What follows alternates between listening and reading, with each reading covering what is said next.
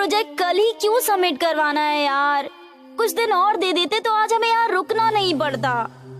मुंह बिगाड़ती हुई ऐना बोली और अपनी नोटबुक पर कोई आकृति बनाने लगी। निकोल कब से उसे और उसके द्वारा बनाई हुई ड्राइंग को देख रही थी। 1 मिनट, देना तो तेरी नोटबुक। अचानक से निकोल ने ऐना की नोटबुक अपनी तरफ खींच ली। वाह ऐना, क्या बनाया है तूने? वाह यार, क्या बनाया है तूने? ये खूंखार मानव भेड़िया जिसकी आंखें भी चमक रही हैं, बहुत ही गजब की ड्राइंग है। ऐसा लग रहा है जैसे अभी ये इससे बाहर आ जाएगा। हाँ। तुम्हें पता है, ऐसे मानव भेड़िए हकीकत में होते हैं। मैंने सपनों में देखा है इन्हें। सपनों में? क्या है ना तू भी? कहती हुई निकोल हंसने लगी। साथ ही साथ बाकी सब भी हंसने लगे। तभी पास ही के रीडिंग रूम में एक भारतीय मूल का लड़का निकल कर आया, जो बहुत देर से इन सब की बातें सुन रहा था। उसका नाम राहुल था। वहां से उठा और बुक रैक की तरफ चल दिया और एक बुक जिस पर बड़े बड़े अक्षरों पर वेयरवुल्फ लिखा था और एक खूंखार जानवर की तस्वीर थी, जो हूबहू ऐना की बनाई हुई ड्राइंग से मिल रही थी, अपने हाथों में लिए आया और आकर सबके सामने बैठ गया। गाइस, थोड़ी देर अपने प्रोजेक्ट को साइड में रखो। ये बुक मुझे मिल गई है, चलो मैं पढ़ के सुनाता हूँ। भेड़िया मानव एक मिथक जानवर है। इसके बारे में कहा जाता है कि असल में एक इंसान होता है जो खुद को एक भेड़िए में बदल सकता है। यह बदलाव पूर्णिमा के चांद से होता है। कहते हुए राहुल सबको देखने लगा। ये कैसे हो सकता है? वेयरवुल्फ तो अपना रूप अमावस्या को बदलते हैं ना, फिर पूर्णिमा को कैसे? ऐना आश्चर्य से बोली। नहीं है ना, गूगल पर कहीं भी सर्च कर ले, जो वेयरवुल्फ होगा उस पर चांद की रोशनी पड़ते ही उस आदमी के अंदर का खूंखार जानवर जाग जाता है। नहीं, मैं नहीं मानती। चांद की चांदनी तो सबको शीतलता प्रदान करती है, तो वो इंसान के अंदर के जानवर को कैसे जगा सकती है? ऐना ने अपना व्यू रखा। तभी निकोल बोलने को हुई, लेकिन राहुल ने उन्हें चुप करवा दिया और आगे पढ़ने लगा। चांद की चांदनी शांति का प्रतीक होती है और इससे उलट अमावस्या को शैतानी आत्माओं की शैतानियत अपनी चरम पर होती है। इस समय वो कुछ भी कर सकती है, किसी भी इंसान को जानवरों में परिवर्तित कर अपना कार्य पूर्ण करवाती है। देखा, कहा था ना मैंने। चलो अब तुम आगे पढ़ो। कहा जाता है कि यदि कोई अमावस्या की काली अंधेरी रात में इस इंसानी खूंखार जानवर यानी वेयरवुल्फ का खूंखार सा चित्र बनाता है और उसे अमावस्या के रात के तीसरे पहर की हवा लग जाए, तो वो उसी रूप में उस ड्राइंग से बाहर आ जाता है। जैसे ही राहुल ने पढ़ा वैसे ही सबके चेहरे की हवाएं उड़ गई। फिर राहुल ने आगे पढ़ना स्टार्ट किया। इस जानवर से सिर्फ एक तरीके से बचा जा सकता है। पढ़ते हुए अचानक ही बुक बंद कर दी। गाइस, मुझे कुछ काम याद आ गया जो मुझे आज ही करना है। कहते हुए बुक के साथ उठा और चलने लगा। तभी चार्ल्स ने वो बुक ले ली और पढ़ने लगा। इस जानवर से सिर्फ एक तरीके से ही बचा जा सकता है, और वो तरीका है चांदी की कटार। यदि सूर्य की पहली किरण के साथ ही उस वेयरवुल्फ पर उस चांदी की कटार से उसके ललाट के बीचों बीच वार किया जाए, तो ये उसी समय खत्म हो जाएगा। पढ़ते हुए चार्ल्स ने अपनी गर्दन ऊपर की और सबको देखा। सब ऐना को ही देख रहे थे। वहीं खड़ा राहुल सबको घूर रहा था।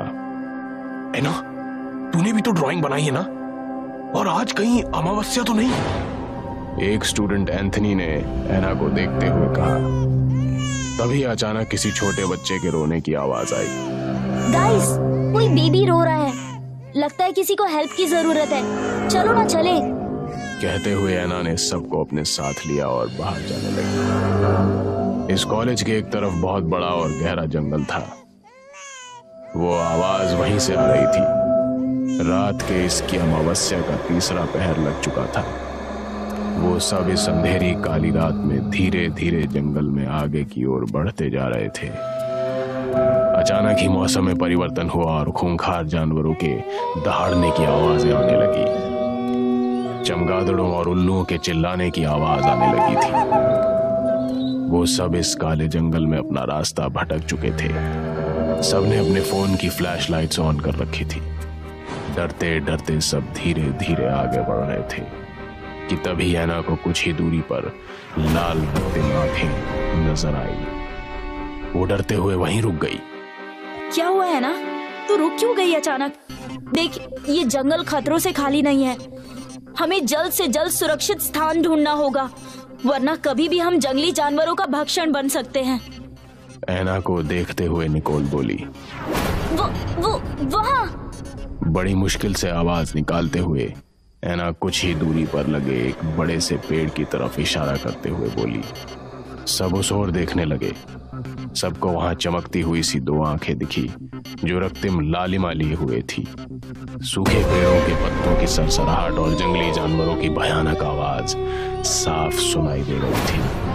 अरे खड़े क्या हो, भागो! लगता है आज रात अमावस्या का तीसरा पहर शुरू हो चुका है।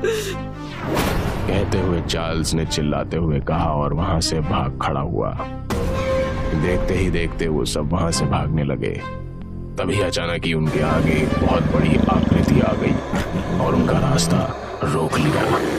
उनके सामने एक खूंखार वहशी दरिंदा खड़ा था जो आधा जानवर और आधा इंसान था। ठीक वैसा ही जैसा ऐना ने अपने इस सपने में देखकर वो ड्राइंग बनाई थी। ये तो बिल्कुल वैसा ही है, ड्राइंग जैसा। कहते हुए ऐना उस खूंखार जानवर को देखने लगी। ऐना, भाग जल्दी, और तुम सब भी जल्दी करो। कहते हुए निकोल ने ऐना का हाथ पकड़ा और दूसरी तरफ भागने लगी।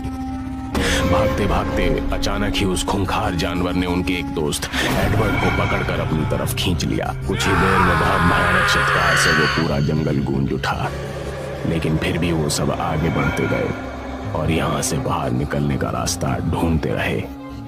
चलते चलते वो सब थक चुके थे।